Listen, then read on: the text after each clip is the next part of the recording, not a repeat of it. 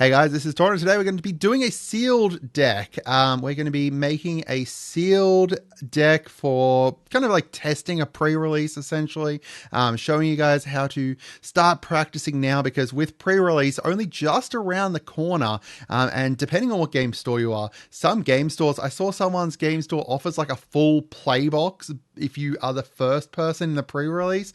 Ours usually does 2 packs if you win, I think it is, and then 1 pack if you for everyone else.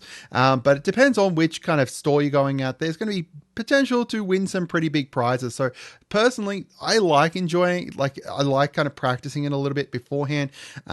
Using the resources that I've got ahead of me to try and get as much practice in before I head along to the pre-release. As much fun as that probably doesn't sound to some people, to me it is. So we're going to be practicing essentially a Final Fantasy pre-release here. I'll go through my kind of process for it. Maybe you guys like the process. Maybe you guys have other process. Maybe you guys want to give feedback along the way. Who knows?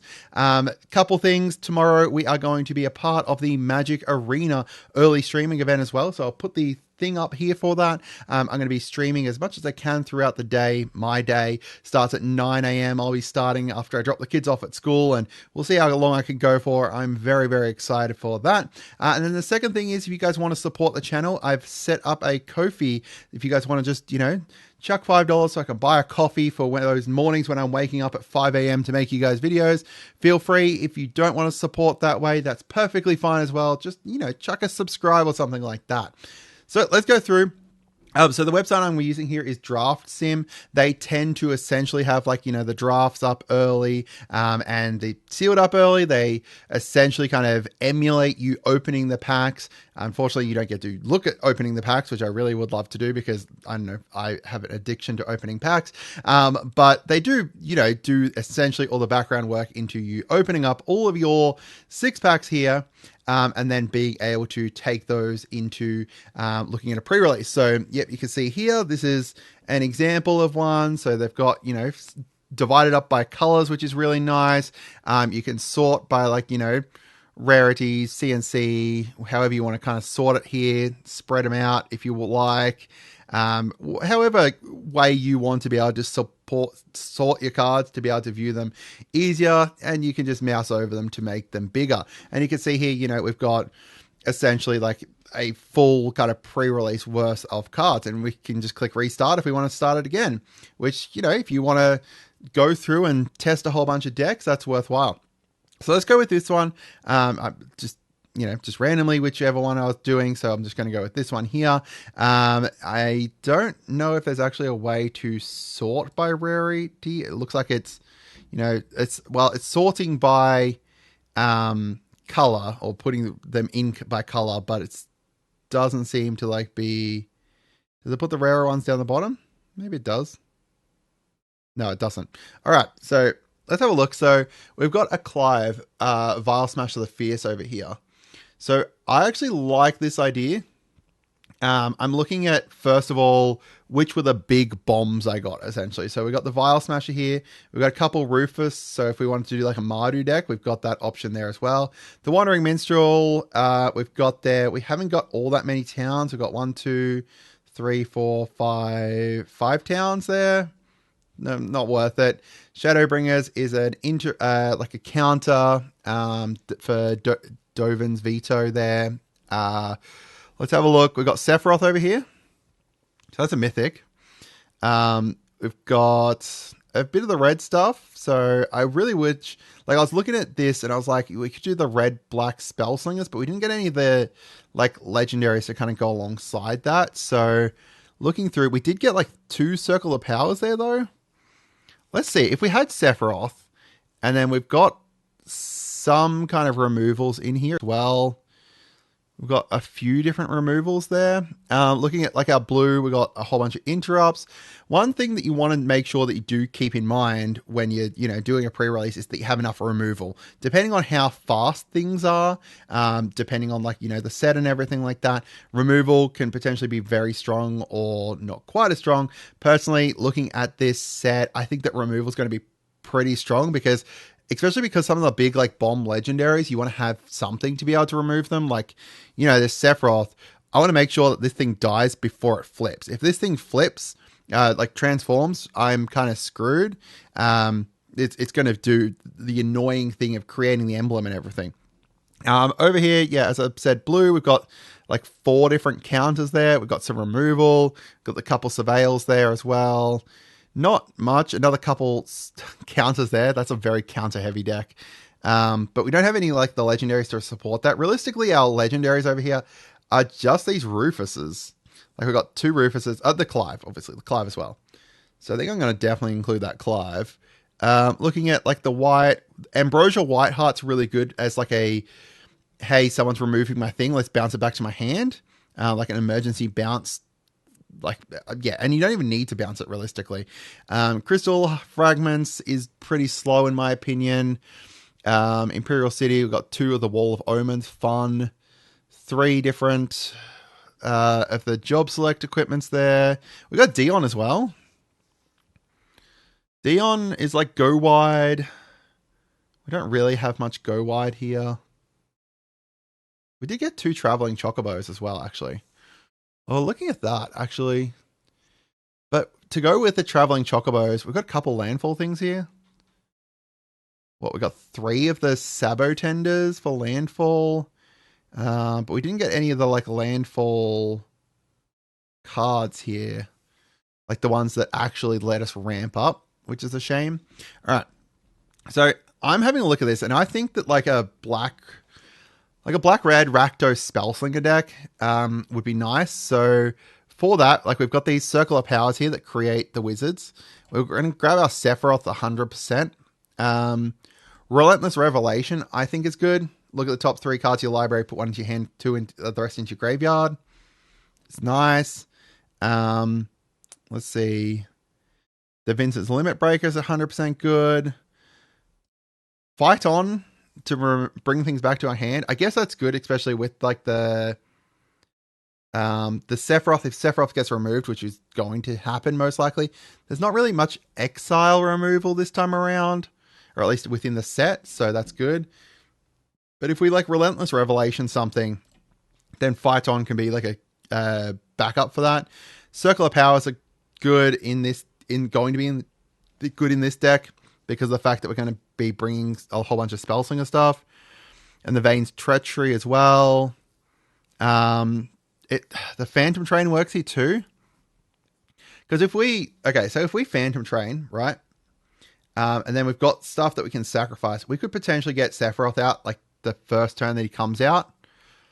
Depending on like, I doubt we'll get, like there's not a huge amount of like big removal that's going to remove everything.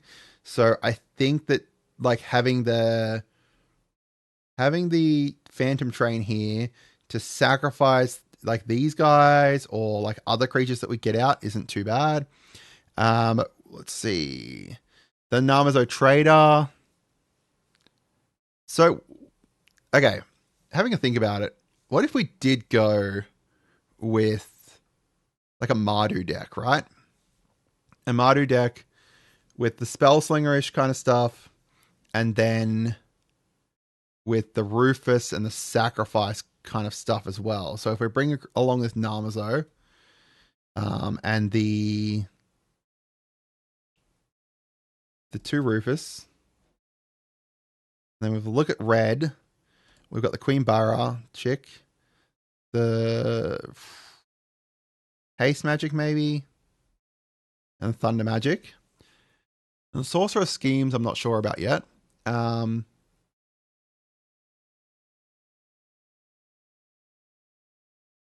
bring any of our towns that we got, unfortunately. And then if we go over into white, so these guys trigger off just non-creature casts. Right? So I'm going to bring Dion, because I think Dion's worth bringing. Fate of the Suncrest is another removal. It's going to cost, what, 3 if we target a non-land permanent? No, 3 if we target a tapped creature. Okay, that's not actually that great. White Auracite's nice as an exile actual removal there. Summon Choco and Mog. We can bring along these. Like, if we are going with a Mardu deck, right? Then we could potentially bring along these because they will trigger our wizards. Although we only have like 3 ways to make the wizards, don't we? Although Clive is just whenever you cast your first spell each turn. So instant speed stuff is actually not too bad because of that. Flash of light equal to the number of creatures you control plus the number of equipment you control to target creature. I think that's not too bad. Bring Ambrosia as like a protection piece. Crystal Fragments is a white. Equipped creature gets +1/+1. Not great. So looking through again, just kind of going back through. Cast a non-creature that's cost 4 or greater. We've got one of those. Yeah, there's no point to that. No point to the item shop. Opera Love Song wouldn't be too bad. Not great though. All right, we do have the Masamune. Oh, why? It took me that long to realize that we had the Masamune, which just doubles our triggers on our Sephiroth, which is amazing. World map is probably worth bringing along for a fetch because we don't have ways to ramp. We're not going to get life gain there. I think that an adventurer's in at least is good. All right, let's have a look at what we got. So we got 26, and that's 25 lands. 25 minus lands. So we need to make a few cuts because we're going to need like 13. Let's see, we've got 1, 2, 3, 4, 5, 6, 7, 8 white pips, 3, 6, 9, 10 black pips, 3 red pips there. Just looking at the red stuff to see if there was anything that I wanted to grab. Not really. Not a huge amount. And then 3 more black pips there. So we definitely have more black than... Can I see this easier? Yeah. Okay. So if we grab like... I think so we need 17 lands, 16 lands, 7, 6, 1, 2, 3, 4, 5, 6 swamps, and then 5 of each of the others. So that's 6 swamps, and I accidentally grabbed 1. Too many of each of those. So now I've got 5 mountains, 5 plains, 6 swamps, plus the adventures in, which makes 17 lands. We're got too many things. Sephiroth being able to sacrifice Rufus is nice. The Thunder Magic and the Haste Magic's nice. The Phantom Train I'm kind of sketch on now, but I think it's good still. Circle of Power. Maybe we don't need the Circle of Power, actually. Or we don't need 2 Circle of Powers.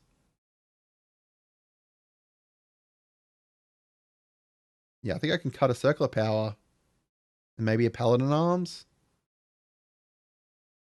Well, the Slash of Light, maybe, actually. Because we're not going to... It's going to be like deal, say, 3 damage to a target creature. 3 damage to a target creature actually will remove it most times. Well, depending. Like, that would remove a Dion. So, looking through what we could remove. Maybe like one of these removal spells that isn't quite as great. Because that's only 2. The Overkill's 3. Is Slash of Light sorcery speed? Yeah. That's right, instant speed. Yeah, maybe one of the Paladin Arms, actually. All right, so having a look. Non-creatures, we've got like... Whoop. Non-creatures, we have... Whoops, that's not what I wanted to do. 1, 2, 3, 4, 5, 6, 7, 8, 9, 10, 11, 12. Yeah, we've got plenty of non-creatures there. In fact, I'm worried about not having enough creatures. Oh, we do have these guys down here.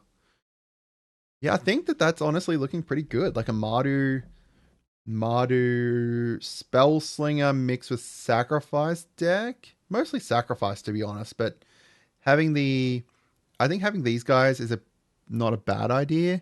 Because looking at our other white stuff over here, like I could potentially cut the red, but I do like having the Clive there as well, actually.